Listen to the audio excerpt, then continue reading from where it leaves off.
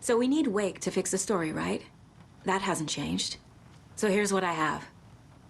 Wake's still trapped in the dark place, under the lake. I think we can use the clicker to get him out. But first, we need a work of art. Something other than his story. And that'll get him here. I'm not filling out the paperwork for this one. I wouldn't know where to start. But I'm sold. Okay. Look, this feels like something that once we get the ball rolling, there's no turning back. You sure you have it all figured out?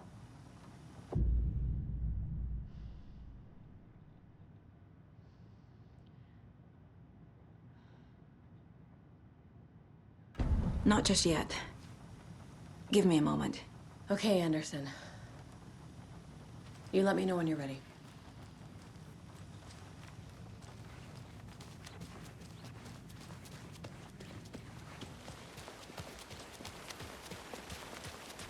Anybody seen what I like emotionals about? Who knows? If it's not one thing, it's the other. I think they've got the Koskela brothers locked up in there. I saw them go in earlier. Oh dear. Probably got them for what happened to poor Mocha the Moose.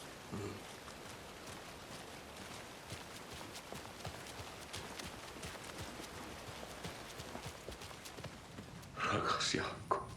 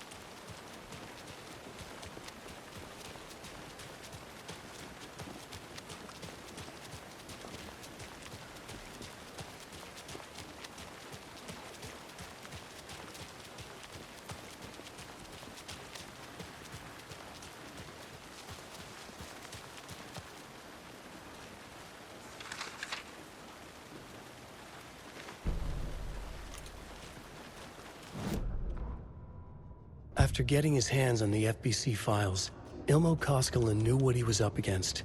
He masterminded the cult, his and Yako's army, to fight the fucked up horror lurking under the lake, and a plan to keep those feds in their bunker by the lake in the dark. Outsiders would only screw things up.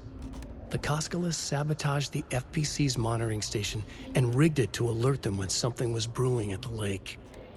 One time months later, when the alarm rang, they drove to the lake again, ready for a fight.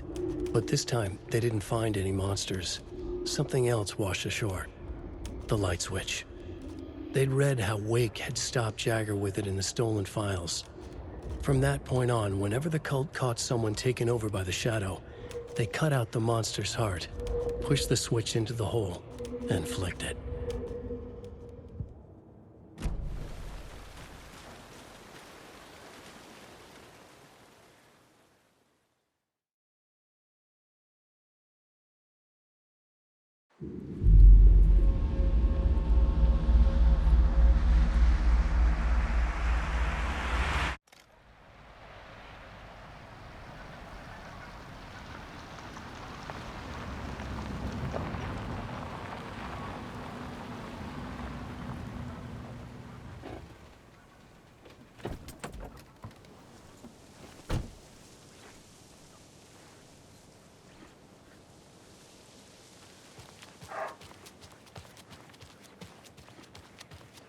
And now, the sheriff's station?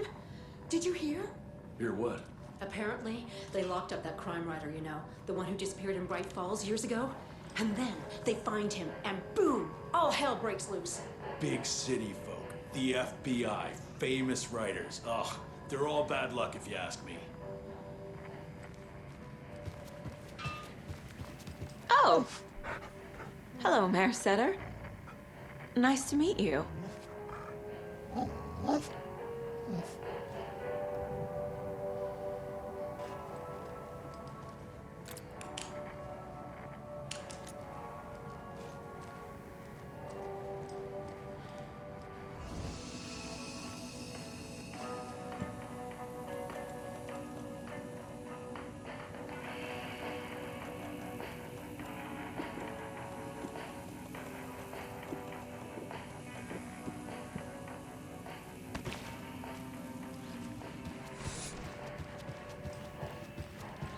Well, that's the cutest mayor I've ever seen, for sure.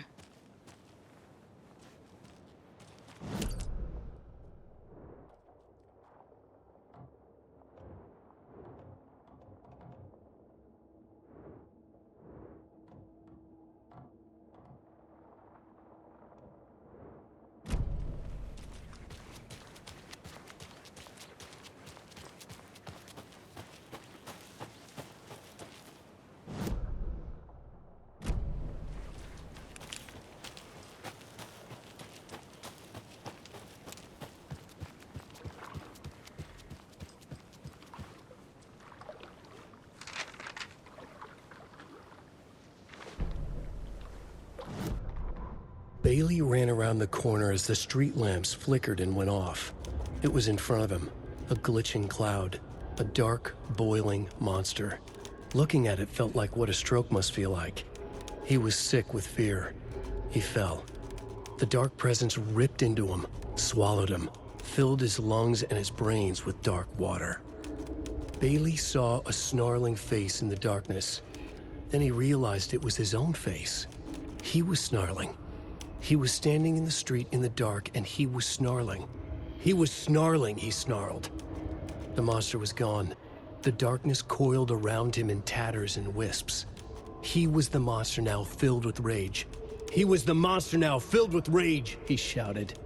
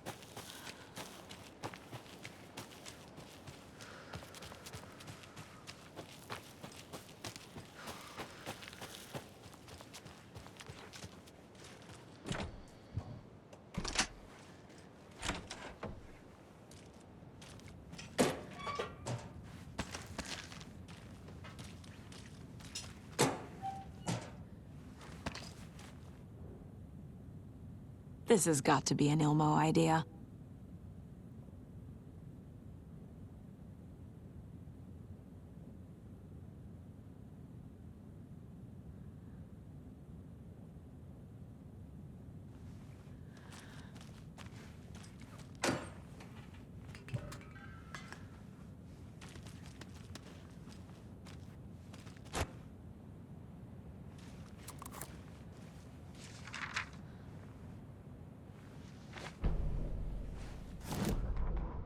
They're too old to fight monsters. The torchbearers are done.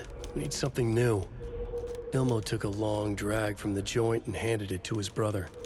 They'd been drinking and smoking all night.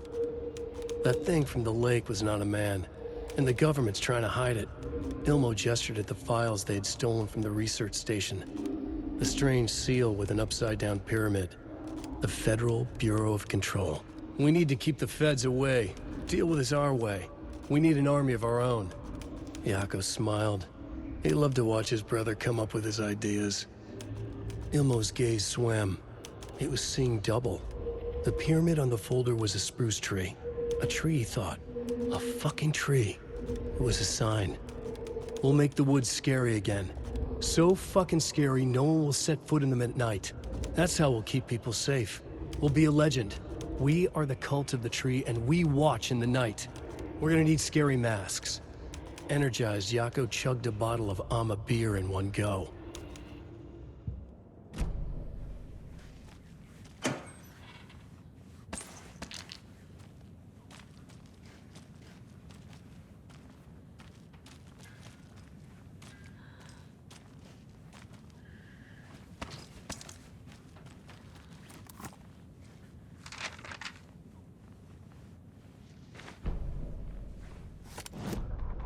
Ilmo Koskela jolted awake from a nightmare. He was drenched in sweat.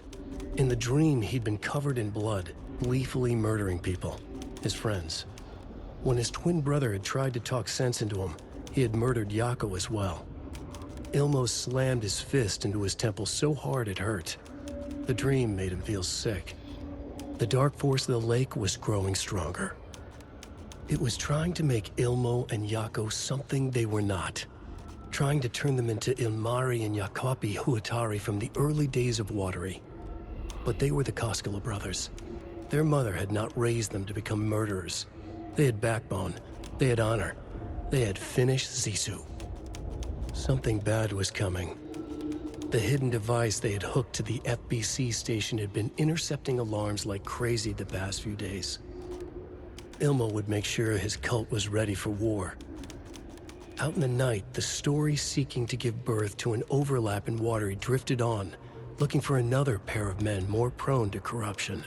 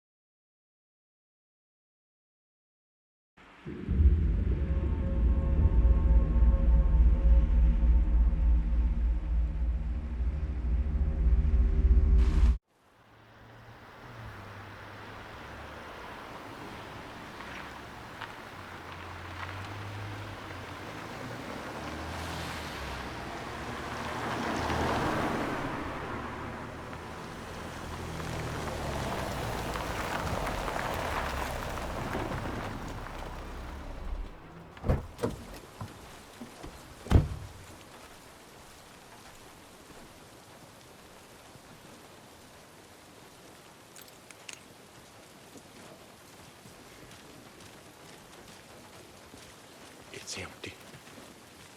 There's nothing there, just darkness. It's empty.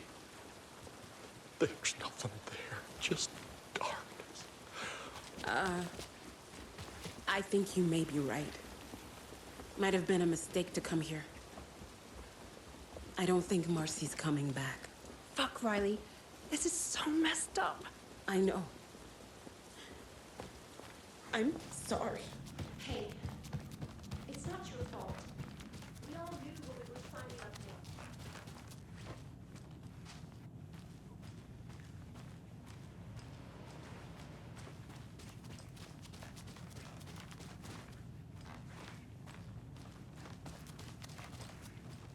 for. It doesn't budge.